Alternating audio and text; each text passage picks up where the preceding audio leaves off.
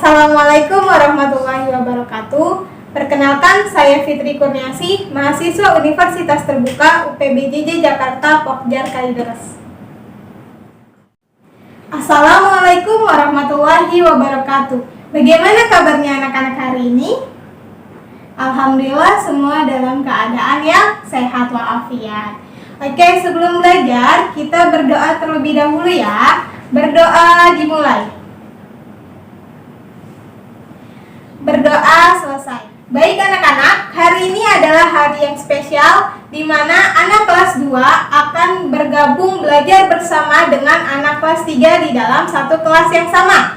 Karena guru kelas 2 sedang berhalangan, tidak bisa hadir. Untuk anak-anak kelas 2, hari ini kalian akan mempelajari tema 2, subtema 1, bermain di lingkungan rumah. Tujuan pembelajarannya yaitu kalian dapat membedakan wujud benda dan sifat-sifatnya, yaitu ada benda padat, benda cair, dan benda gas. Lalu yang kedua, kalian dapat menyatakan perkalian dua bilangan sebagai penjumlahan berulang. Sekarang anak kelas 3, hari ini kalian akan mempelajari tema 3, subtema 2 tentang wujud benda. Tujuan pembelajarannya, kalian dapat merumuskan sifat-sifat benda dan menelaah wujud benda yang ada di sekitar kalian. Lalu yang kedua, kalian dapat mengkonversikan satuan panjang dari kilometer ke meter atau sebaliknya dengan tepat. Baik anak-anak, coba kalian perhatikan benda-benda yang ada di sekitar kalian. Banyak bukan? Iya, karena manusia itu tidak bisa terlepas dari benda-benda di sekitarnya. Dengan keberadaan benda-benda di sekitar kita, itu mempermudah aktivitas kita sehari-hari. Iya, benda-benda itu ada yang terbentuk dari alam dan ada yang buatan manusia. Coba kalian sebutkan, benda apa saja yang terbentuk dari alam? Iya, pinter, batu, apalagi? Air, apalagi? Iya, betul, tanah dan lain sebagainya ya.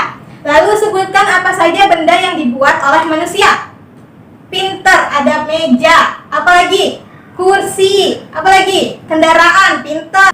Itu semua dibuat oleh manusia untuk mempermudah aktivitas kita sehari-hari. Nah anak-anak, benda-benda tersebut dikelompokkan menjadi 3 bagian. Yang pertama ada benda padat, lalu benda cair, dan benda gas. Nah masing-masing benda tersebut memiliki sifat-sifat yang berbeda. Contohnya, meja, pensil, kertas, kendaraan. Nah, itu adalah contoh benda padat. Coba perhatikan gambar ini. Di sini ada gambar apa? Iya, pensil yang dimasukkan ke dalam keranjang.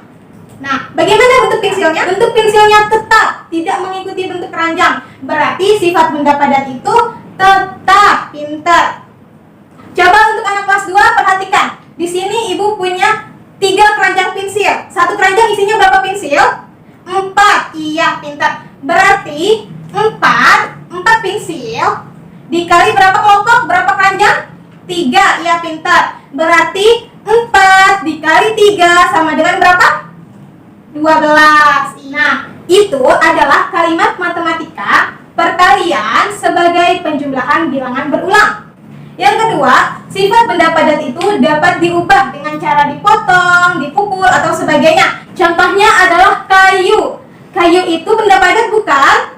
Iya, benda padat. Kalau kayu, ibu potong-potong, ibu membuat menjadi meja bisa? Bisa. Ibu buat jadi kursi bisa? Bisa. Berarti bentuknya bisa berubah. Lalu benda padat itu dapat berubah menjadi cair atau menjadi gas. Nah, contohnya adalah, apa ini gambar apa? Iya, es batu. Es batu itu kalau dibiarkan terlalu lama, maka bentuknya berubah menjadi apa? Menjadi air. Nah, contoh berikutnya ini gambar apa? Iya, gambar kapur barus. Ini sebagai contoh benda padat berubah menjadi gas. Sekarang sifat benda cair.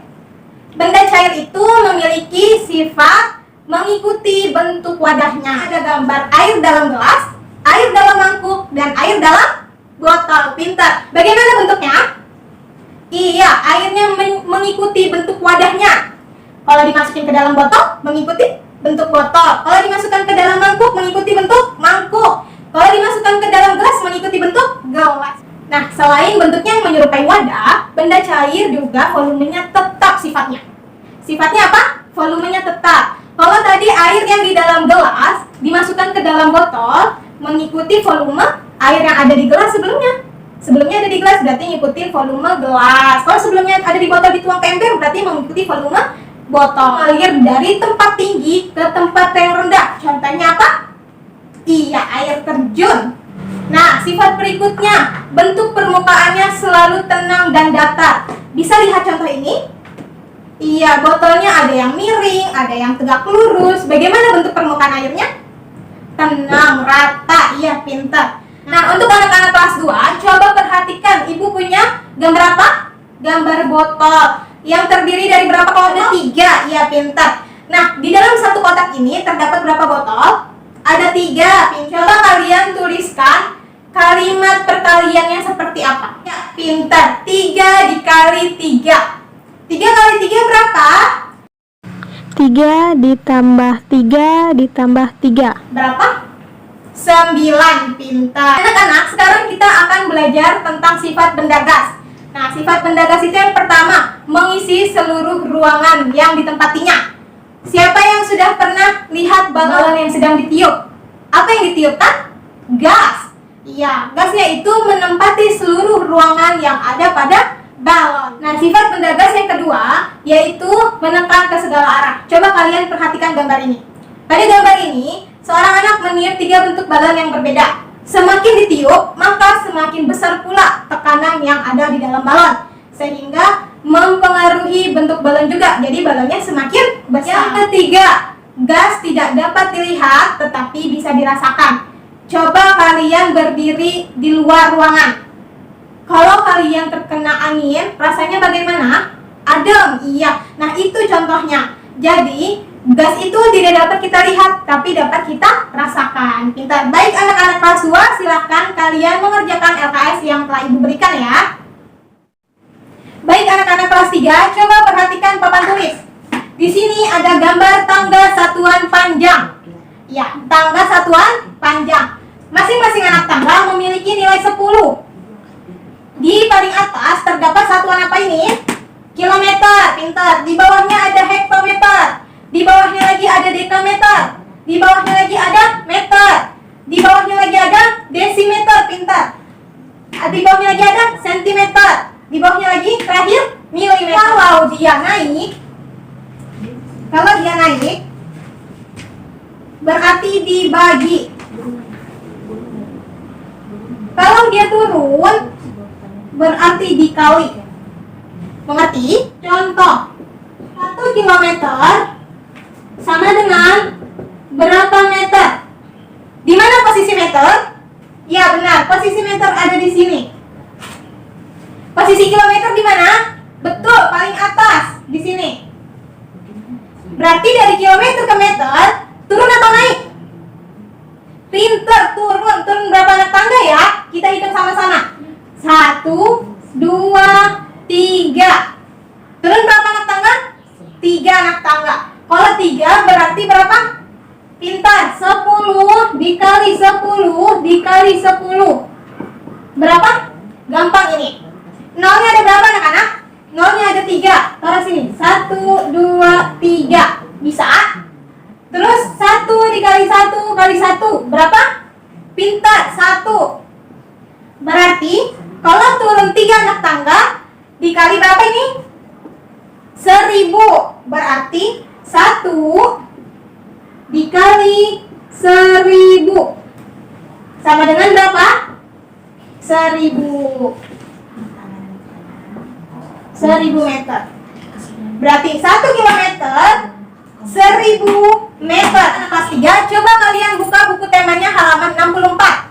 Di halaman 64 itu terdapat contoh soal di mana si Edo ingin pergi ke rumah neneknya yang berjarak 5 km lebih 300 meter.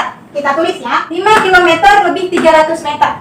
Berapa jarak dari rumah Edo ke rumah neneknya dalam satuan meter? Berarti yang harus kita rubah yang mana? Iya, yang 5 km. Tadi dari kilometer ke meter turun berapa anak tangga? 3. Kalau 3 berarti dikali berapa? Kali 1000, pintar. Berarti 5 dikali 1000 sama dengan berapa? 5000. Ini perlu kita ganti nggak 300 meternya? Tidak perlu, karena satuannya sudah meter. Jadi tinggal diapain? Ditambah saja. 5000 ditambah 300 meter sama dengan 5300 meter. Bisa dipahami? Iya, kalau begitu anak kelas 3 silakan kerjakan lembar LKS yang telah Ibu bagikan. Baik anak-anak, apakah kalian sudah selesai mengerjakan LKS-nya? Alhamdulillah kalau sudah selesai. Sekarang Ibu akan membagikan lembar evaluasi yang dikerjakan secara individu. Kalian kerjakan dengan teliti ya. Hari ini kita sudah belajar tentang apa? Wujud dan sifat-sifat benda. Tadi dibagi menjadi berapa? 3. Benda padat pintar, benda cair, benda gas. Iya. Lalu anak kelas 2 belajar tentang apa matematikanya? Perkalian sebagai penjumlahan berulang. Kalau kelas 3 ini belajar tentang apa? Iya, tentang satuan panjang. Bisa semua? Alhamdulillah. Nah, dalam kehidupan kita sehari-hari, kita banyak menggunakan satuan panjang dan sifat-sifat benda. Oleh karena itu, kalian harus belajar dengan sungguh-sungguh supaya dapat memecahkan masalah-masalah yang sering dihadapi dalam kehidupan sehari-hari. Alhamdulillah, pembelajaran hari ini sudah selesai dilaksanakan. Apakah masih ada yang belum paham atau yang ingin bertanya? Silakan. Nah, karena waktu kita sudah habis, Ibu akhiri pembelajaran hari ini. Lebih kurangnya Ibu mohon maaf. Wassalamualaikum warahmatullahi wabarakatuh.